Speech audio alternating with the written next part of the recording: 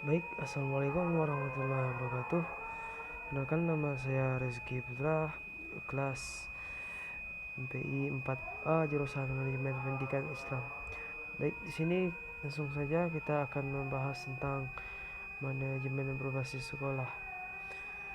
Manajemen berbasis sekolah atau madrasah atau sering disingkat MBS adalah bentuk otonomi manajemen pendidikan pada satuan pendidikan, yang dalam hal ini kepala sekolah atau madrasah dan guru dibantu oleh komite sekolah atau madrasah dalam mengelola kegiatan pendidikan.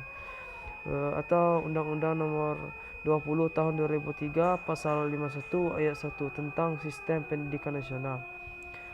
Manajemen berbasis sekolah merupakan hasil terjemahan dari School Based Management Sumber Daya Manusia, adalah suatu pendekatan politik yang bertujuan untuk merancang kembali pengelolaan sekolah dengan memberikan kekuasaan kepada kepala sekolah dalam upaya perbaikan kinerja sekolah yang mencakup guru, siswa, kepala sekolah, dan meningkatkan partisipasi masyarakat. Manajemen berbasis sekolah merupakan model penyelenggaraan pendidikan yang memberikan keluasan kepada sekolah untuk menyusun dan melaksanakan program pendidikan di sekolah sesuai dengan kebutuhannya, melalui pemberdayaan sumber-sumber daya yang ada termasuk partisipasi masyarakat, sehingga lebih mencerminkan adanya upaya peningkatan pemberian pelayanan penyelenggaraan pendidikan secara demokratis, transparan, dan akuntabel secara nyata untuk mencapai tujuan pendidikan yang lebih efisien dan efektif tanpa mengesampingkan tujuan pendidikan nasional. Tujuan dan manfaat manajemen berbasis sekolah. Menurut Subakir dan Safari 2001, tujuan utama penerapan manajemen berbasis sekolah adalah untuk meningkatkan efisiensi pengelolaan dan meningkatkan relevansi pendidikan di sekolah. Dengan adanya wewenang yang lebih besar dan lebih luas bagi sekolah untuk mengelola urusannya sendiri. Sedangkan menurut Mulyasha 2006, tujuan manajemen berbasis sekolah yaitu peningkatan efisiensi antara lain diperoleh melalui keleluasan mengelola sumber daya, partisipasi masyarakat, dan penyederhanaan birokrasi.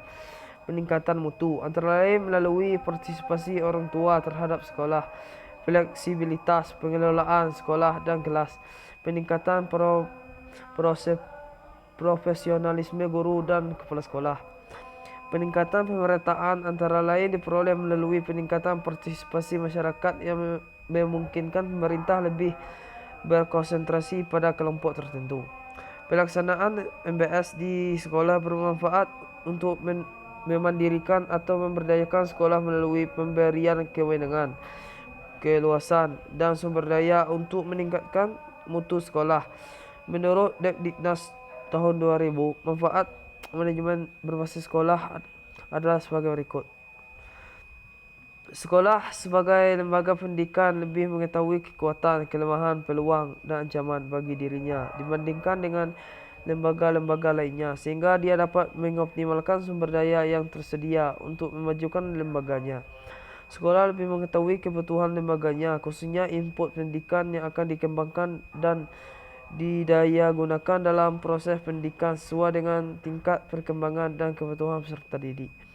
Sekolah bertanggung jawab untuk mutu pendidikan masing-masing kepada pemerintah, orang tua, peserta didik, dan masyarakat pada umumnya, sehingga dia akan berupaya semaksimal mungkin untuk melaksanakan dan mencapai sasaran mutu pendidikan yang telah direncanakan.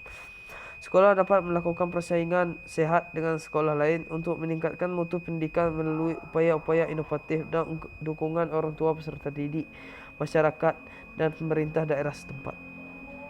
Konsep dan prinsip manajemen berbasis sekolah. Menurut Depdiknas 2005, konsep dasar pelaksanaan manajemen berbasis sekolah adalah otonomi. Otonomi adalah kewenangan sekolah dalam mengatur dan mengurus kepentingan sekolah dalam mencapai tujuan sekolah untuk menciptakan mutu pendidikan yang baik. Kemandirian. Kemandirian adalah langkah dalam pengambilan keputusan, tidak tergantung pada birokrasi yang sentralistik dalam mengelola sumber daya yang ada. mengambil kebijakan, mengambil strategi dan metode dalam memecahkan persoalan yang ada sehingga mampu menyesuaikan dengan kondisi lingkungan dan dapat memanfaatkan peluang-peluang yang ada.